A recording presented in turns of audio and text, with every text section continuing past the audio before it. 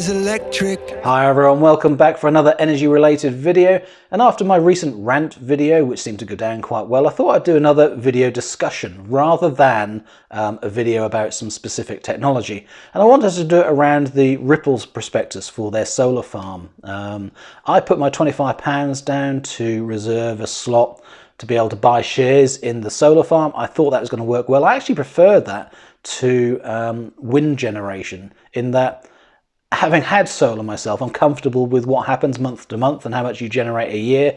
And the winter months don't matter on a solar farm. It's about how much kilowatt hours you're going to generate and how much money that's going to generate for you over the year. So that seemed quite good to me, and quite a reliable way of doing it. So Ripple, if you don't know, it's a company that provides community funded and owned wind farms and solar farms. Trying to get that right because I don't want to tell you anything wrong. I'll try and keep it very simple. So basically you buy a share in, not the company, you buy a share in the project, and that share gives you a share of the kilowatt hours that that project generates. And then they convert those kilowatt hours to a value, a monetary value based on the wholesale cost of electricity, I believe it is. And that value then gets fed through to your energy company. Only certain energy companies work with Ripple. Octopus Energy is one of them though, which I'm a member of. And that money therefore goes straight off your bills. So it goes as a credit balance into your Octopus account, or whichever energy supply. I think that there's several that work with Ripple. So in theory, it sounds like a very good thing. If you can't install solar, or you don't want to install solar or wind, then it's a way of being green, being part of producing your own energy by owning something, just not at your own home, and you get paid for those kilowatt hours. But for me, there's a big difference between owning something that's a green investment and owning it myself and managing it and monitoring it and being much closer to it. The fact that I generate it directly, and when I'm consuming energy, it's from my own solar panels, not from the grid. That really appeals to me much more than netting it off for the financial value that I'm getting from a wind farm in Wales or somewhere else. So for me, I would, if I can, invest in solar and wind and whatever other energy efficiencies I can at home myself and do it independently. But I was really keen to top that up because I'm reaching the limits of what I can do here at home. So I was keen to top that up with a Ripple investment. Now when I got the prospectus, it's very clear that they're selling it as an investment, but also they're making it clear within the wording that it's more of a green investment. It's more of, I wouldn't want to use the word donation, but you're topping up your green credentials, you're reducing your CO2 footprint. It's more about that than it is about the financial benefits. So for those people that are constantly going on about the return on investment and how many years does it take to pay back, Ripple give you that information and they tell you how long it'll take, and it seems quite good, but it's not really the key thing, because there are probably better ways of getting an actual financial investment or financial return, and therefore, you know, it's only that you want to do it via a green renewable energy method that you choose that route. Otherwise, you might invest in BP or Shell, for example, and you get a better financial return because they've got massive profits at the moment. And then that would offset against your energy bills. So, you know, there are other financial ways of doing it. Yeah, I know it's almost like swearing, isn't it? Say, buy shares in Shell or BP. I don't think so. But anyway, I looked up the prospectus and several things stood out to me. And it's one, they were saying that it's more cost effective to install it en masse in a solar farm than it is to install it at home. And I looked at that and I thought, okay, that sounds like a good thing to investigate, a good thing to check out. How does that really work out? And I couldn't make their numbers work out compared to what I paid for my solar panels. Now, I'm doing this from the top of my head, so I haven't got a script here with all the numbers written down, so you'll have to forgive me if I've getting any of the numbers wrong. If you're interested in this, look at the prospectus yourself, have a look at the detail and the numbers and see what makes sense to you. But the key things for me were, they said they were installing 73,000 panels on this solar farm. So I thought, okay, nice and easy. Total cost of the project divided by the number of panels, and compare that to the total cost of my project and the number of panels I've installed. Now they'll be installing 400, 500 watt panels or something like that, no doubt. much more cost effective than my 280 watt panels that I had installed in 2019. So they should get a better cost per kilowatt hour than they do the cost per actual panel. But when I looked at it, my cost of installing my system, both for kilowatt hours and for the number of panels, worked out cheaper than theirs, considerably cheaper. And part of the reason for that is the way they seem to cost it. I looked at it and I think it said, you know, don't quote me on the exact numbers here, but I think they said 39 and change million for the 73,000 panels fully installed. But then they added on a Ripple management charge of a few million, and it went up to about 42 million in total. So that 42 million divided into the 73,000 panels seemed actually expensive compared to me installing my 20, you know, I don't know how many I've got, let's say 28, 30 panels. I can't remember how many it is. But adding all those up and all of the costs that I've paid for those, which are 4,200, 3,500 and 4,500. So that's 8, 7, that's 11, call it £12,000. It's £12,000 that I've paid for all of my solar panels. Quite a lot, but as I've said in my videos before, it's mostly because I've paid for scaffolding 3 times. If I'd have done it in one hit, I would not have paid anywhere near as much. And if I'd have done it now, then the value is much better because solar panels are actually cheaper right now than they were when I bought them in 2019 per kilowatt. Anyway, getting back to the thing, so I looked at the price and it just didn't make quite sense to me. So I thought, okay, I'll ask Ripple what is this management charge, and also what are the annual running costs, because in there they talked about the annual running costs, which seemed to be around £850,000 to £950,000 a year. So add that onto the life of the solar panels, that's, you know, potentially another 10, 12 million pounds on top for running costs. So that makes it even more expensive. So for me, when I looked at that, it just didn't quite make sense, especially the costs ongoing. And most of those costs were tax, like council tax, business rates, business management costs, but also rent of the land. So it seems as though they're not going to own the actual land, they're going to lease it. So that lease for the period has a fee involved with it on a annual basis, presumably, and that goes into the annual running cost. Now that's quite a lot of money, and I started to think, well, you don't have that when you're doing it at home, and that must be part of the issue, because I've installed solar and I haven't had any management costs, any maintenance costs. It's part of my home, so it's like bolted on the home for free. So that seems to be an overhead that's extra with Ripple, because it's not their land and they run it as a business, and therefore there are some inherent costs. And those costs, you know, £850,000 to £950,000, it's a lot of money.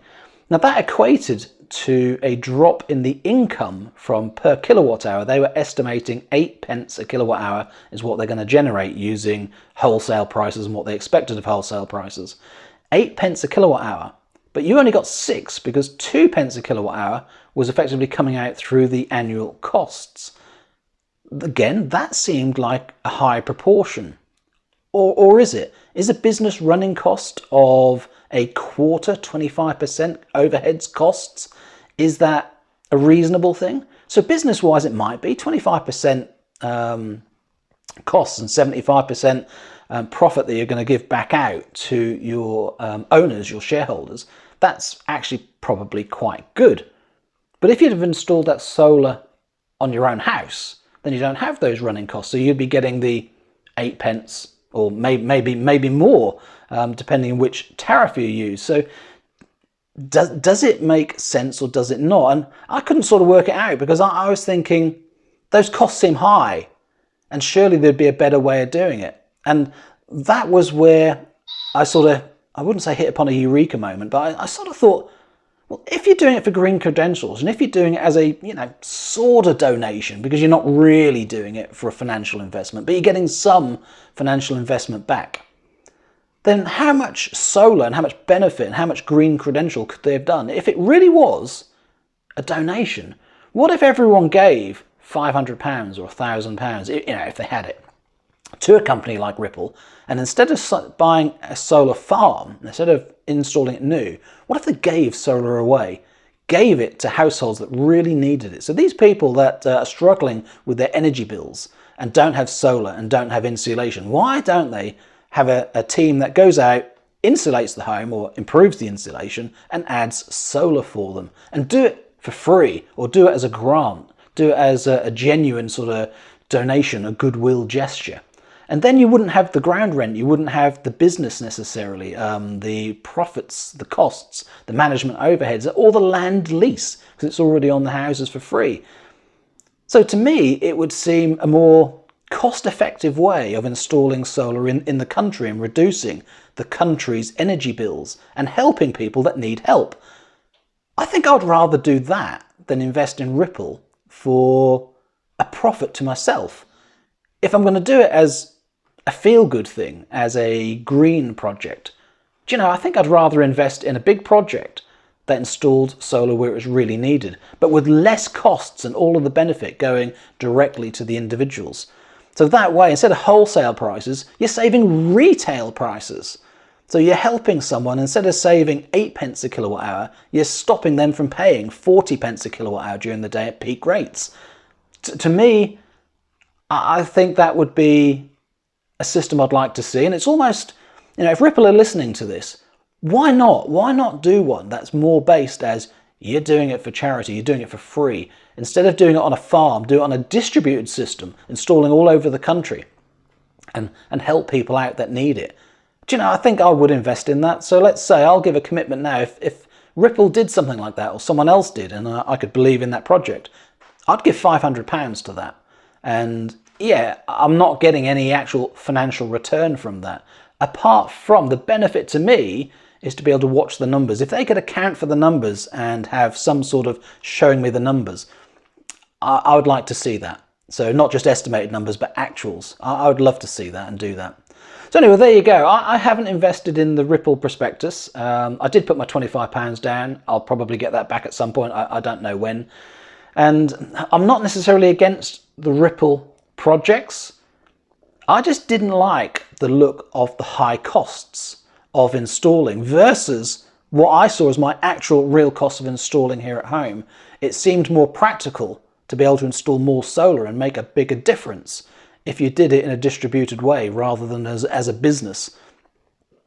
And it does make you think, are Ripple a business? How much are their execs being paid? You know, I don't want to make out that I think there's something dubious going on, but they are a business and they no doubt want to make a profit for themselves and pay themselves good salaries, etc. So some of that management fee is about Ripple as a company and keeping that company going and growing.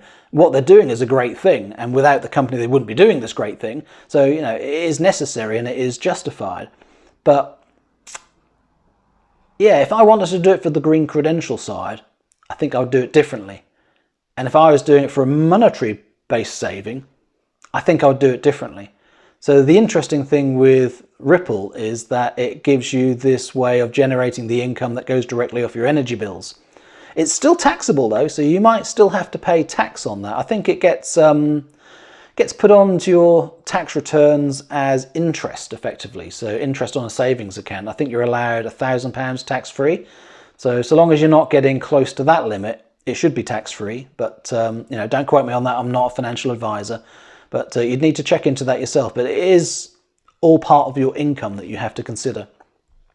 Anyway, I just thought I'd share that with you and why I'm not going with the Ripple solar prospectus and I'm not investing in that. And yeah, the £1,000 or £2,000 that I was going to put over there, I'm going to do something at home instead. I'm going to spend that money separately. Unless, of course, I find that project where I can donate it, in which case I might do that as well. Anyway, thanks for listening. What do you think? What do you think of Ripple? What do you think of investing in a wind farm or a solar panel farm versus why haven't we got projects that are doing it as a donation, giving it away, you know, a crowdfunding goodwill thing of putting solar panels or Mixergy tanks or whatever else makes financial sense and energy sense to people that really need it. There's just nothing out there that I'm aware of. Is there something out there that I'm not aware of? If so, please tell me, leave me a comment and let me know. Which leads me on to one last thing I'll talk about rather than do a separate video. I had Jehovah's Witnesses visit me just the other day, and yeah, I know it'll make you laugh, but the two ladies that came round didn't have children all dressed up in shirts and ties behind them, and didn't give a bad impression. They looked normal. Now, I really don't want to smirk and smile at this, but it's the reason why I stopped and talked to them, because they seemed more normal and more like me. So I thought I'd ask them some questions, and sort of about faith, but sort of not, sort of around the energy. And I asked the sort of questions of saying, why is it religious groups don't seem to support the green movement? Why isn't there a better link, a bigger link between religious organisations and green energy or green climate related schemes? Not activists and those sort of things, and perhaps that's what scares them off. But if religious folk that believe that it's do good unto your fellow man and also the planet, so surely looking after the planet that God provided is a big thing for those people that are religious. Or is it? Because there's a huge religious building that's just been built, and I have no idea which denomination or faith it is, but it's completely empty. It's like a giant distribution warehouse. It's huge. But it's only used on a Sunday, and it does seem to be a religious group. But they all turn up in old diesel MPVs and stuff, and Jaguar diesels and Jaguar petrols, and I haven't seen one electric car in the car park. There's no solar panels on that building. So it just makes me think, why? Why isn't there a bigger link between religion that's supposed to be doing good and looking after fellow man and our environment and our planet? Because surely it would be wrong not to. But they don't seem to do it. They don't seem to think about it. Why is that?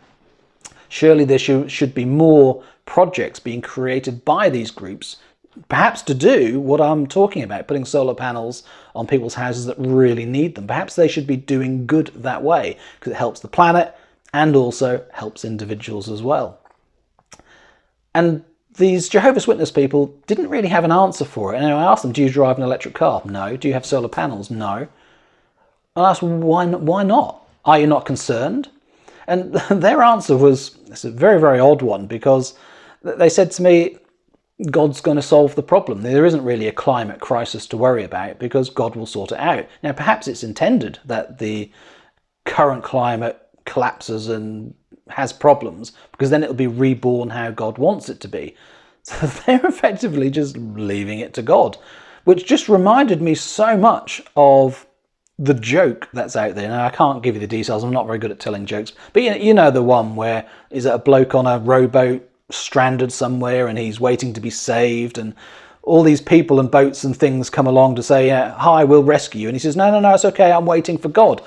And lo and behold, as he dies and goes to heaven, God wasn't there to save him, so he says. But of course God was, because he was sending all these ships and all these boats and all these whatever. Well, I couldn't believe that this religious group was saying they're waiting for God, and yet here we are with solar panels, with people wanting to do it, with wind farms, with renewable energy, electric cars. We've got all of these ways to reduce our footprint, to reduce the problem, and to improve the environment, and to save the planet.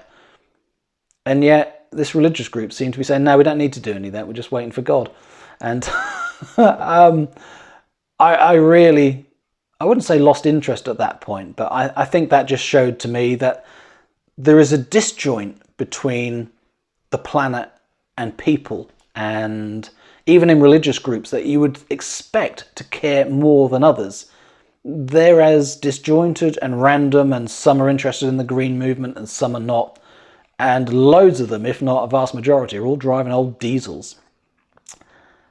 And yeah, it's an odd thing. It's an odd thing. Another opportunity that's out there for religious groups to do better by having an actual opinion about what they should or shouldn't be doing. And I really don't think they should be sitting back waiting for God to solve the problem or for the environment to collapse, because that's what he has in mind. It just doesn't sound right. The opportunity is right there. It's right in front of us. Just like being rescued in the joke. We should do it now. We should rescue the planet. We should install solar panels. We should go electric. We should embrace it all, because it's the right thing to do. And yeah, I'm not an evangelist about that sort of thing, but it just seems so obvious that all of the right tools to solve some of these problems that we've got right now, to solve the climate crisis and the financial crisis we're in, all the tools are out there. It's just that we're not seemingly pushing them out there quick enough and fast enough. So anyway, there you go. Food for thought. Lots to share. What do you reckon? What do you reckon to religious groups, and what should we do? And what do you reckon to the idea of a donatable, a charitable foundation for putting solar panels on people's houses that really need it? Or do you want the best financial investment that's out there? Do you own shares in BP and Shell? Dare you say so in the comments? My mum used to. She used to love BP, but she didn't really know anything about what was going on, and she was more interested in the return. Anyway, take care. Thank you so much for listening. Hope you enjoyed this. And yeah, it's about 21 minutes long. I hope you have watched it through to the end, because there's some great funny stuff to talk about religion, isn't there? And more videos soon, more thoughts, electric cars, batteries, solar panels, all those sort of things. Take care. See you again soon for more videos. Bye for now.